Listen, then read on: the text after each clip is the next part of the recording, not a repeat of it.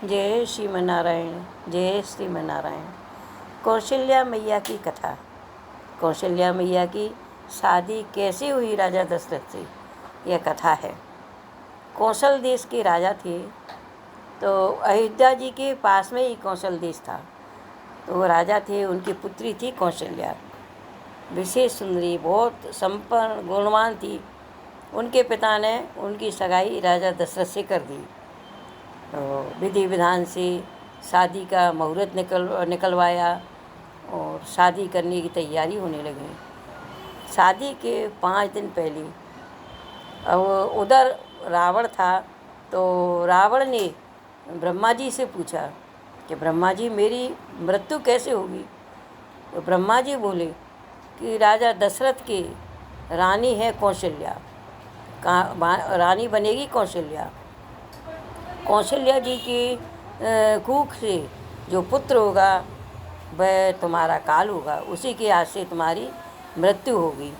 तो मृत्यु होगी। अब रावण बोला कि मैं कौशल्या को जिंदा ही नहीं रहने दूंगा, तो कैसे होगी मेरी मृत्यु।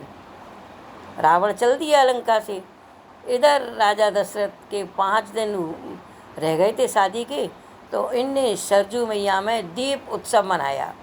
सारी सरजू मैया में दीपक जुरवाए और नाव में बैठे राजा और सुमंत नाव विहार कर रहे, नाव में घूम रहे और पहरेदार सैनिक लगे चारों तरफ। रावण वहाँ होके निकला। रावण ने देखा, अरे कि ये तो राजा दशरथ है, इसको ही ख़त्म करो पहले। उस रावण ने लड़ाई करी वहाँ पे सारी सेना से सभी, और नाव सहित उनको डुबा दिया राजा दशरथ को पानी में डुबा के। और उधर जाके कौशल्या जी का उसने हरण कर लिया। कौशल्या जी का हरण करके एक पेटी में बंद करके, और समुद्र के बीच में एक टापू था, उस पर एक दानव रहता था, उसको वह पेटी सौंप दी। राजा दशरथ पानी में, सुमंत पानी में डूबते तैरते राजा, उसने सोचा राजा दशरथ ख़त्म हो गए, लेकिन वह तैरते डूबते समुद्र में पहुँचे। समुद्र में उसी पेटी में जिसमें कौशल्या जी बंद थी, उसको उन्होंने खोला। वो टापू पहुँचे तो वहाँ पे कौशल्या जी उसमें बंद थी, तो वह दोनों उसी में बंद हो गए उसमें ही, सुमंत और राजा दशरथ। अब रावण आया इधर से राजा दशरथ को, उसने सोचा ही तो मार दिए मैंने, तो वहाँ से समुद्र में से वो पेटी लेके वो लंका में ले गया। लंका के बाहर ही ले गया। वहाँ पर जाके जब पेटी खोली तो उसमें से राजा दशरथ, कौशल्या जी, सुमंत निकले तो राजा दशरथ तलवार लेके खड़ा हो गया। इतने में ब्रह्मा जी उतर के पृथ्वी लोक पे आए, और ब्रह्मा जी बोले कि क्यों रावण जी क्या कर रहा है। कहीं मार रहा हूँ। अरे कि तू एक मारेगा कौशल्या को, हजारों कौशल्याएँ हो गई हैं, ऐसी 3 कौशल्या प्रकट हो गई हैं, तू कहाँ तक मारेगा इस कौशल्या को कहीं। तो रावण ब्रह्मा जी से वो होने लगा, तलवार निकालने लगा। तो ब्रह्मा जी थोड़े वो भाई, तो ब्रह्मा जी बोले कि इनको तो छोड़ दे, इनका पुत्र होगा तब देखेंगे। और ऐसी बहुत कौशल्याएँ प्रकट हो गई हैं।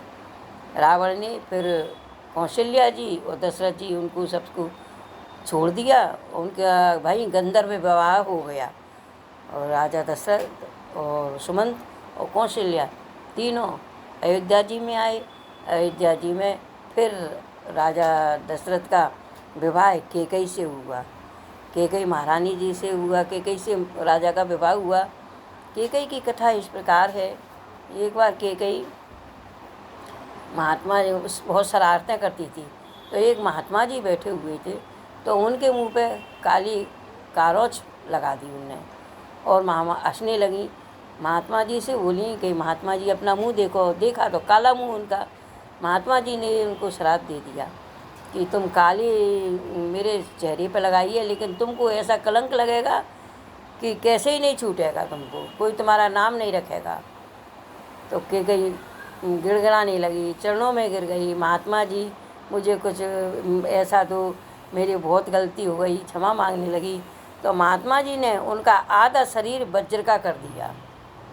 आधा शरीर उनका वज्र का था, तो जब वह शरीर वज्र का था, तो जब राजा दशरथ युद्ध के लिए गए तो इसीलिए उनने अपनी उंगली लगा दी। वो रथ टूट रहा था तो उसमें उंगली लगाई तो उंगली कटी नहीं, कि उनका शरीर वज्र का था।